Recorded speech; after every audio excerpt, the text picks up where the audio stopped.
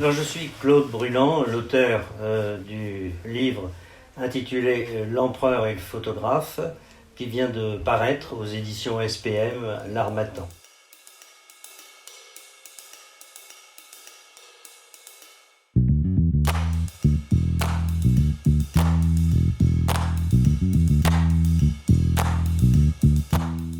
Cet ouvrage est un essai qui porte sur le Second Empire et la photo, d'où l'empereur et le photographe. Mais il faut bien voir que cet essai déborde la seule personnalité de l'empereur Napoléon III et du Second Empire, puisqu'il envisage les républicains pendant cette période. Ce qui est très particulier, c'est cette conjonction, car la photo, qui est inventée en 1839, trouve son grand développement à l'époque du Second Empire, c'est-à-dire de 1851 à 1870. J'ai voulu essayer de montrer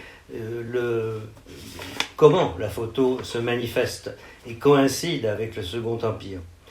La première manifestation était peut-être la plus importante de cette conjonction, c'est sur le plan politique. Car la photo, à bien la considérer à cette époque, est une icône du pouvoir, aussi bien du pouvoir impérial que du pouvoir républicain à venir. Cette proximité entre la photo et la politique, la photo exprime le pouvoir, par exemple, de l'empereur, par une nouvelle modalité qui est la proximité.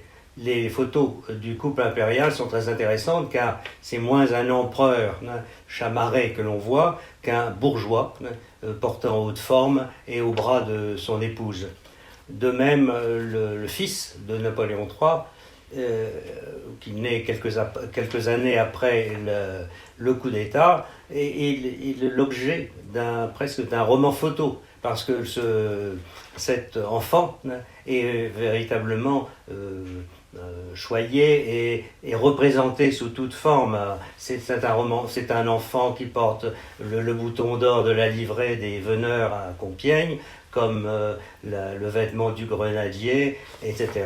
Jusqu'à cette photo très intéressante où on voit en 1870, en juillet, au moment où l'empereur et son fils partent pour rejoindre le front contre les Prussiens, eh bien, c'est si évident de voir la vieillesse prématurée de l'empereur et la toute jeunesse du fils, qui porte lui déjà un petit fusil, une baïonnette, etc.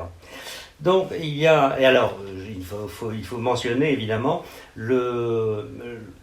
l'usage très intéressant fait de la photo par Victor Hugo, qui est le représentant de la République, et Victor Hugo qui traite Napoléon III de Napoléon le Petit, et qui fait, pendant son exil à Guernesey, puis Jersey, puis Guernesey, Victor Hugo il va prendre des photos, son fils va venir prendre des photos, ils vont considérer même peut-être utiliser cette période difficile de l'exil pour opérer des photos fort intéressantes. La photo de Victor Hugo figurait parfois dans les copies, les exemplaires des Misérables.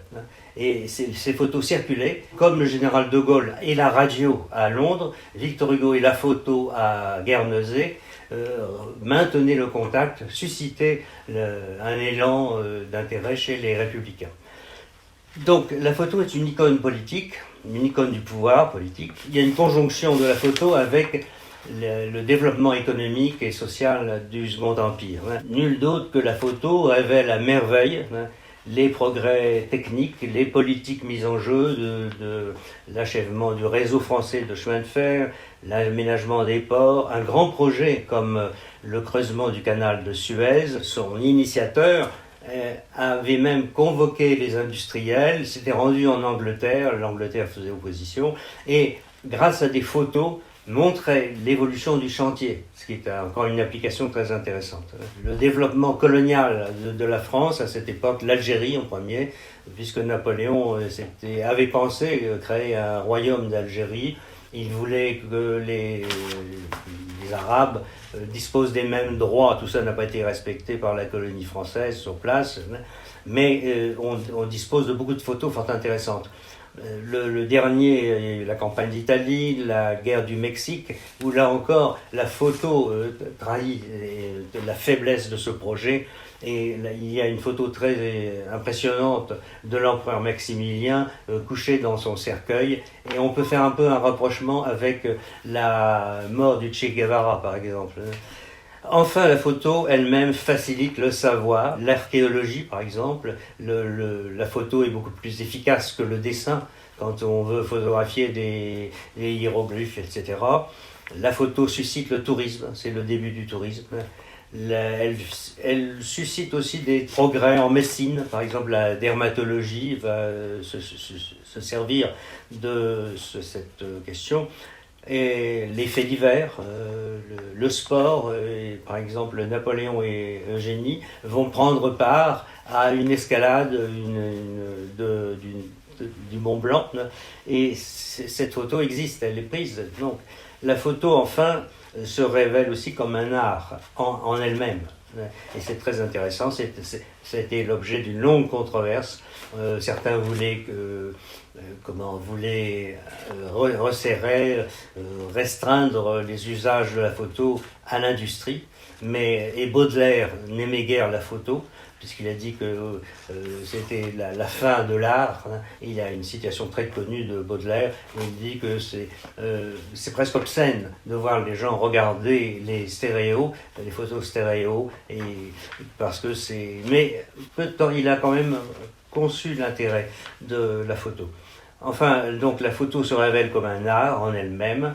Elle facilite la circulation des œuvres du passé, et elle facilite la vie des artistes, puisqu'ils peuvent, au lieu d'attendre des modèles, ils utilisent des photos. Il y a par exemple une odalisque assez célèbre de Delacroix qui reprend une photo presque identique qui avait été tirée à l'époque. Voilà, donc et une double esthétique en quelque sorte intervient. C'est une esthétique du précaire dans ce Paris en complète transformation, des chantiers partout, et avec Haussmann, esthétique du précaire et esthétique du vide aussi, parce que très souvent il y a des vues du ciel et les rues paraissent très larges et très ouvertes.